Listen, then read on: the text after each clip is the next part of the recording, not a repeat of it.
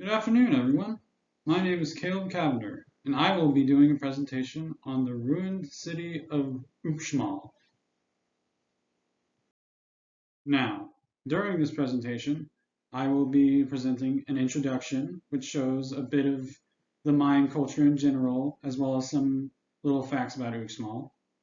My next section, architecture, will focus on some of the architectural structures in Uxmal, as well as how it correlates to some of the astronomy that they're famous for.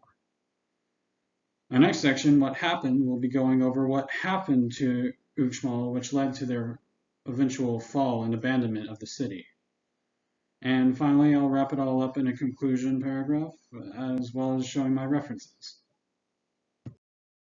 Now, you certainly can't begin a presentation on the ruined city of Uxmal without at least going over the Mayan culture as a whole. Now, the Mayans were a powerful and expansive people, with their civilization stretching across all of the Yucatan lands and beyond. However, as mighty as they were, all that is left of the great civilization are several ruined cities scattered throughout the land. Now, when you think of an ancient tribal civilization, your mind usually doesn't go towards terms such as literate or advanced. But the Mayan culture would certainly be an exception to that rule. The Mayan people were very advanced for their time when it came to things such as astronomy, as well as skills such as literacy and numeration. However, as you might have guessed from the title of this presentation, the most interesting city to me by far is the ruined city of Uxmal, which the name roughly translates to thrice built, but we'll go over that later. Something that drew me to the Uxmal ruins when I first saw them were how remarkably intact they were. You really didn't have to guess too much what they were meant to look like in terms of structure. Another thing that, while it's not necessarily true now, back at the peak of its time, the Uxmal ruins were well known for having flourishing agriculture. And this will come up again later in the presentation. And now we have finally arrived at my favorite part of the presentation, the architecture. Now, Uxmal is one of, if not the best example of Mayan Puuc style architecture, which was popular from around 600 to 900 AD. If you're not familiar with that name, the name Puuc came from the low elevation of the surrounding areas where the architectural style became popular. Now, the key components that make up the Puuc style include the usage of limestone, stone-carved masks, and plaster. The masks carved into stone in the ruined city of Uxmal in particular are very interesting, as most of them represent the big-nosed god of rain, Chak, as you can see in this image here. However, as interesting as these stone masks are, there are far more fascinating structures throughout all of Uxmal. One such example of architecture can be found right as you enter the grounds of the ruins, the Pyramid of the Magician, which earned the city the name Uxmal, or thrice built. However, despite its name, it wasn't actually built thrice, but rather 5 times over the course of 5 centuries or so. Now, what makes this so interesting is that it actually has a legend behind why it was built. Some say that a dwarf was actually the one who built it in a single night, which is actually why it also goes by the name the House of Dwarves. Another interesting structure that can be found in Uxmal is the ball court.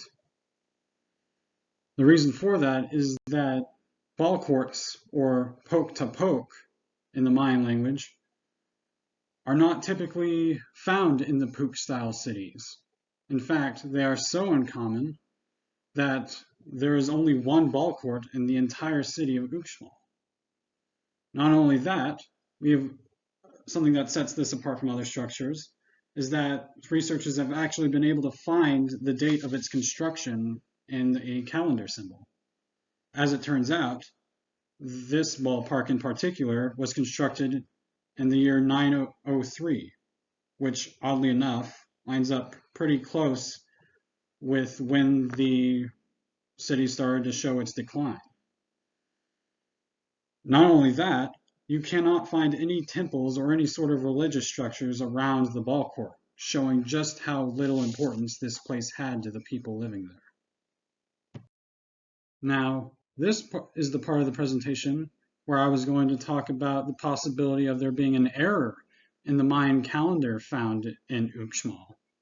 However, upon further reading the article, I learned that it was completely debunked, and I had wasted a solid 3 hours reading the entire article, only to find out at the very end that it was debunked. So this is going in the trash. Now, it is a well-known fact that Mayan culture puts a heavy emphasis on astronomy, as it is their belief that they can listen to the words of their gods and guide their futures based on the constellations and the things in the sky. As a result, they've modeled a ton of their architecture based around astronomy. The reason I say this is because based on the study found in The Sun, Moon, and Venus at Uxmal by Weldon Lamb, nearly all the structures in the ruined city of Uxmal are guided by astronomy in some way. A great example of this can be found on the wall of this eastern building, or more specifically, the double-headed serpent bars, the X's, and also another mask on the wall of the god Chak. Now, the purpose of those serpent bars and X's is to keep track of both the moon as well as Venus. As you can see in the image, there are 3 bars above the stone mask, with a total of 30 X's in that section. The purpose for this is to track the synodic period of the moon, with each X representing a day. The remaining 48 bars and X's add up to 584, which is a near perfect average of Venus's synodic period. This is incredibly fascinating, as astronomy is one. Now, I'm sure you're curious by this point, if the great city of Uxmal was so great, what happened to it?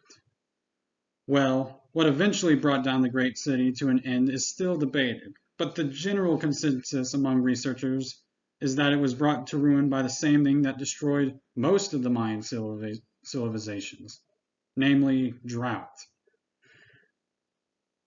As we learned earlier in the presentation, Uxmal had a flourishing agriculture at its peak. However, as sudden and severe droughts started occurring between 760 AD and 930 AD, several Mayan cities began to collapse. And while it is speculated that Uxmal survived a bit longer than the other civilizations, it too eventually fell, somewhere likely in the 9th century. As we have seen throughout this presentation, the Uxmal ruins are a truly fascinating and unique example of Mayan culture and architecture. With its unique structures and history, the remnants of Uxmal are a truly fascinating subject of study. My hope is that this presentation spurs others on to study and investigate these ruins, as I'd love to learn more about them. The Uxmal ruins are also significant to me on a personal level, since I was actually able to have the amazing opportunity to visit them 2 years ago, right before COVID hit. During my visit, I was able to witness firsthand the advancements that the Mayan culture had made in the city of Uxmal, and I'm hopeful that you have too now. And finally, here are all my references of all of the articles I used in order to create this presentation. I'd like to thank this class so much for giving me the opportunity to learn so much more about a place I truly hold dear to my heart. Thank you so much.